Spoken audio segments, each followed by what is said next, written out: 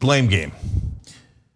Man, all right, so I'll take a stab at it, but I'll tell you, a couple of these races did make me think like, just when I thought I was figuring out politics and like, oh, I can tell because of this and this, and there's a bunch of clues that we got in a bunch of the races. It's sometimes the results, you're like, why? Why didn't Sherwin do better? Why, Michael, why did he come in 7th and not 3rd? Or 2nd or 4th. It's so hard to tell. And it drives me crazy that it's that hard to tell. But, as Michael pointed out in his interview, the biggest factor by a landslide is money. Nobody's surprised by that. And I think in California, God, I think the endorsements make a giant difference. Yeah, but I just think you need to be clear about, endorsements matter, name recognition matters, the endorsements feed name recognition, it all feeds money, it's all money. And vice versa. You can call, I would, you can say money's the biggest issue or name recognition, but they're hopelessly and forever in a current system intertwined. I mean, that's why Jan Perry finished 2nd, I would say most. First of all, I know a couple people who know her, she's pretty competent. She was on the, she was on the city council of Los Angeles for 12 years. And then had another big job with the city. So she's like just a known entity and she's campaigned a lot and and she wants this job now. And so a lot of people voted for her because they probably voted for her before and because I think is probably a pretty good person, right? And good, she was by accounts from people on both sides of the aisle, like good at her job when she had it too. So she's a worthy person to get that vote, but they do know her. Michael, nobody knows. Nobody knows any of these other people. And it's so hard, you put your name on a billboard. I mean, there's a Michael Schur billboard downtown. The cool thing is, a couple of them in the 30. Is that right? I didn't know that. Big giant. Oh, billboard. I gotta go take a picture of that. It's gonna be too late. I gotta go. No, you got it's Los Angeles. That thing will be there in 2029. Like you got nothing to worry about. But so, I think mine is still up in Palmdale. Did you have one? Oh yeah. Oh, I never saw one of yours. Oh, that's great. I didn't see it either. I looked at it actually. Because it was in Palmdale. Yeah, let's take a trip. Yeah, I'm not gonna be able to make that trip. So for those of you who don't know, Palmdale's about an hour outside of LA. I've been to Palmdale. Yeah. I mean, I was in Palmdale with you, but I did a story in Palmdale not that long ago. There's that great song by Afro Man, Palmdale. You should check that out. So it's so critical to be known, right? To start by being known in races that get absolutely no media coverage, right? I mean, forget television, right? But I mean, you couldn't find. I mean, if you Google Michael Schur 37th district, you don't find newspaper articles. You find like meet the candidates, Ballotpedia. You find stuff that just generically tells you about it. That's right. There's nothing there. Yeah, I just wanted to just say one thing about what Ben said. I think that the point about Perry having run many times before in that district kind of makes a big difference. Yes, they've seen her on the ballot. They might have voted for her already. The parts of that district that are in the city of Los Angeles. So it is, it's, look, don't get me wrong, money is the huge thing we say tonight and we say all the time. But because at least it's a name recognition. Yeah. And if you can get to name recognition in other ways, then great.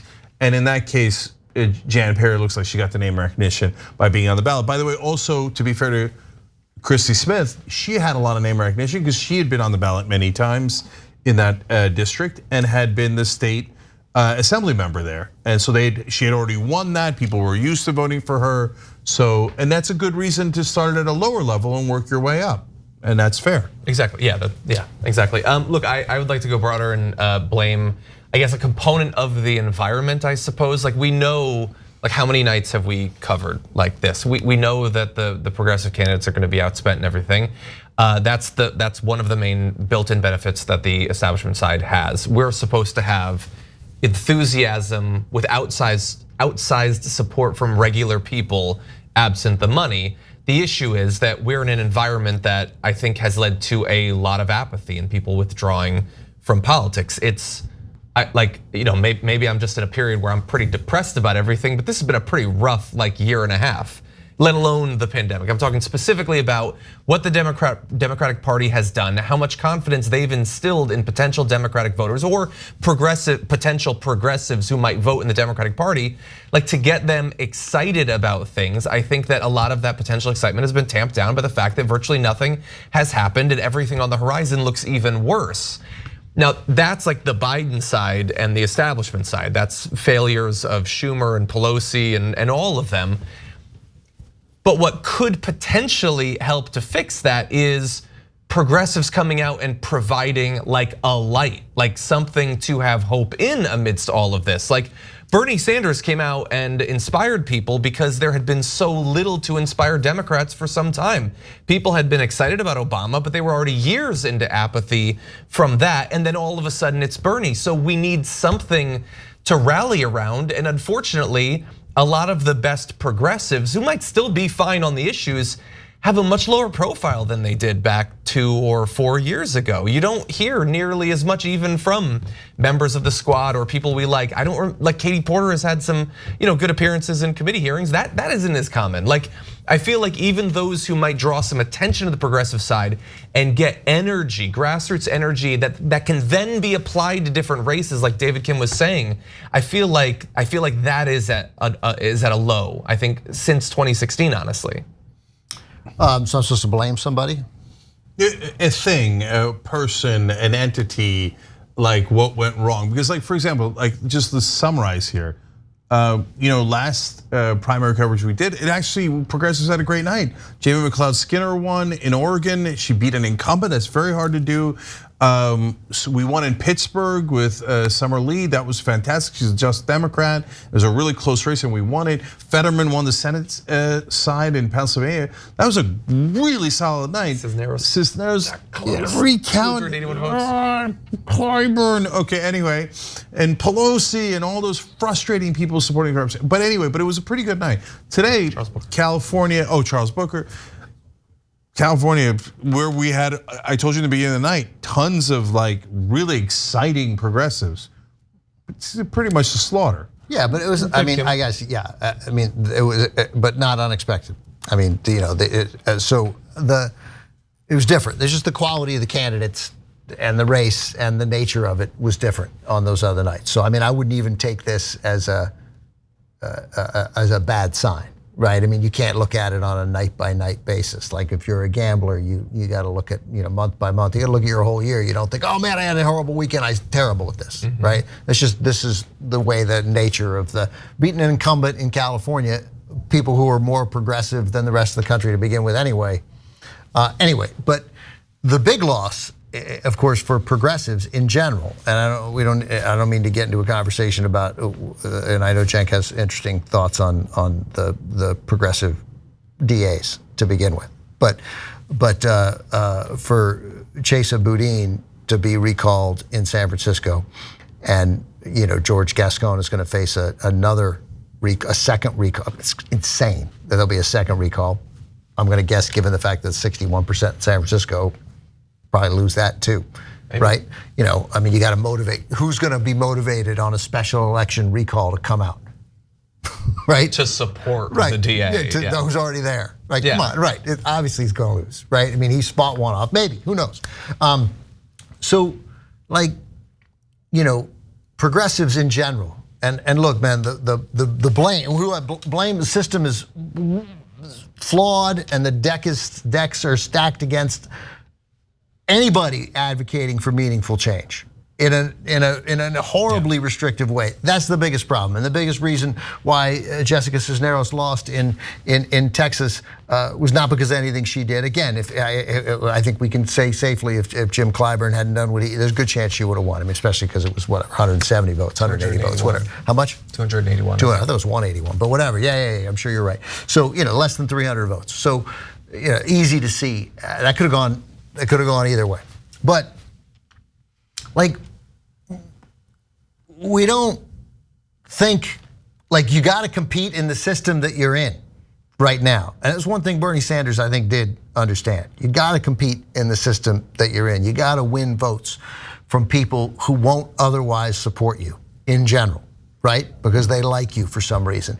And And I fear that with Boudin losing badly, recalled overwhelmingly, over 60% in San Francisco, that sort of that idea of redoing prosecutions, rethinking prosecutions, it's just taken a horrible beating. And it feels like the movement, and was massive, and the candidates themselves, the DAs themselves, were massively ill-prepared to deal with it politically. And it's potentially gonna cost meaningful reforms, which will affect tens of thousands, perhaps hundreds of thousands of people, right? I hope that we've wormed these ideas in that whoever becomes the new DA in San Francisco, the mayor, London Breed, will appoint somebody and then there'll be an election, right? But whoever it is will still be thoughtful. Forget the labels, but we'll be thoughtful about reforms, a reformer, because we definitely need reform. But it just feels like there's a lot of yelling and working ourselves up and getting mad at people who aren't on the right side, and then this is what happens. You lose. The flip side is we saw in other races there in Oregon and Pennsylvania that good things can happen. But again, the frickin' Fetterman campaign, like they handled this incredibly poorly. Not to know this was going to be an issue. Like you think you can lie about a little medical thing? It's not. And whether the press should be concerned about it or not, I got news for you. They're going to do that story, right? And so handle it better, right? Which probably means, hey man, I got a heart condition, and you, by the way, fix it like a grown-up, right? That's what. So, but there's these little things where seemingly candidates, you think these reformed DAs, this is great. This is great. Fetterman, he's big and he wears hoodies and he's got tattoos, but he really sounds like he knows what he's talking about. And he's got passion, he's got fire. Yeah, this could hold us to Senate. Oh, and he still might win. But you're like, oh, come on, man. Come on. And there's a lot of that. There's a lot of fumbling. There's a lot of Ernest Beiner. I love Ernest Beiner and I apologize to him, but there's a lot of fumbling at the goal line. Okay, I don't get that. I'm just glad you didn't use Mendenhall. Okay, so first of all, I want to just double down on what Ben said. I hope to God that this doesn't end criminal justice reform, and that would be devastating. And it might. And I'm worried about it. I think that terrible missteps that have led to this. But anyways, and on Fetterman, the good news is Dr. Oz is a heart surgeon. So if he's got any issues, well, Dr. Oz can step in right there and fix that.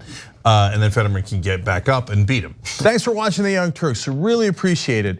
Another way to show support is through YouTube memberships. You'll get to interact with us more. There's live chat emojis, badges. You've got emojis of me, Anna, John, JR. So those are super fun. But you also get playback of our exclusive member-only shows and specials right after they air. So all of that, all you gotta do is click that join button right underneath the video. Thank you.